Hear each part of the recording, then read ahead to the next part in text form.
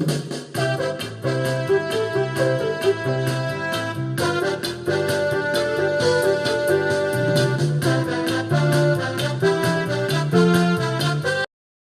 मुलांनो, तुमच्या आवडत्या संजय सरांच्या गोष्टींच्या शाळेत तुमचं मनपूर्वक स्वागत. मुलांनो, पहिल्या बाकावर बसणारी मुलं खूप हुशार आणि शेवटच्या बाकावर बसणारी मुलं ढ अशी आपली समजूत असते. पण शेवटच्या बाकावर बसलेलं आणि सर्वात शांत असलेलं मूल खूप मोठं स्वप्न घेऊन बसलेलं असतं.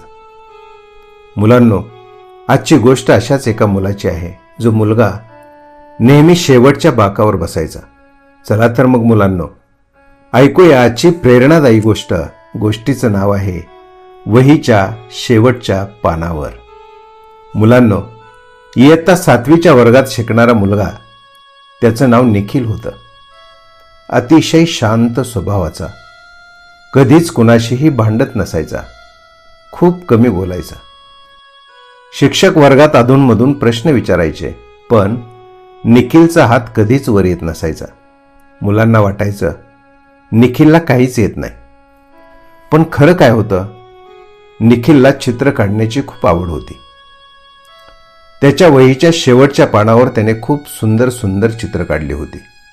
आकर्षक रंगाने ती रंगवली सुद्धा होती.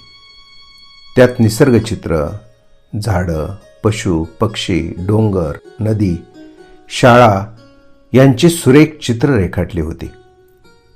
शिक्षक वर्गात आले आणि म्हणाले, मुलांनो, आपल्या शाळेच्या दर्शनी भागावरील भिंतीवर सुंदर चित्र काढायचं आहे. कोण तयार आहे?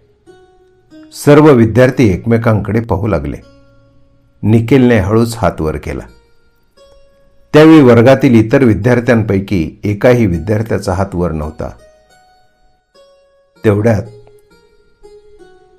वर्गातला एक मुलगा कुजबुजत म्हणाला, अरे, हा काय चित्र काढणार?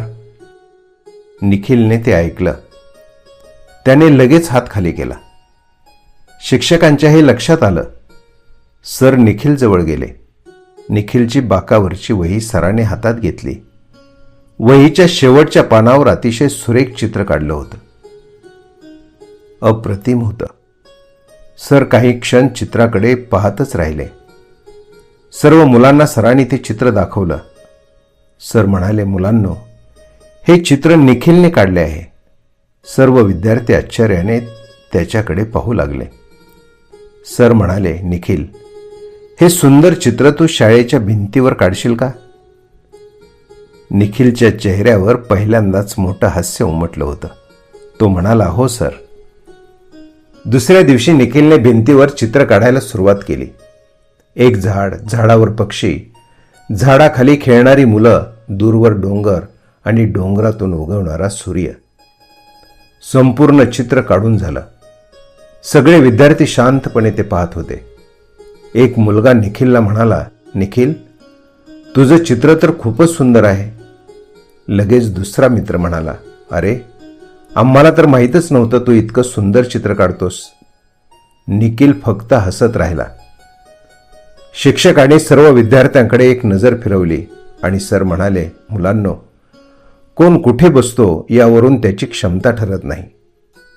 शेवटच्या बाकावर बसलेलं मूलही एखाद्या दिवशी संपूर्ण शाळेचा अभिमान बनू शकतं.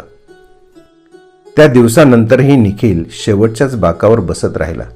पण मुलांनो, तो बाक आता शेवटचा बाक राहिला नव्हता, कारण त्याच्याकडे पाहण्याची संपूर्ण वर्गाची नजर बदलली होती. मुलांनो, माणसाची किंमत त्याच्या जागेवरून नाही तर त्याच्या गुणावरून ठरते. लक्षात ठेवा मुलांनो, प्रत्येक वर्गात एक दृश्य हिरा असतो. गरज असते ती फक्त त्याला ओळखणाऱ्या नजरेची. मुलांनो, तुमच्यातलं सामर्थ्य ओळखा, आपल्यात दडलेली क्षमता ओळखा आणि लागा कामाला.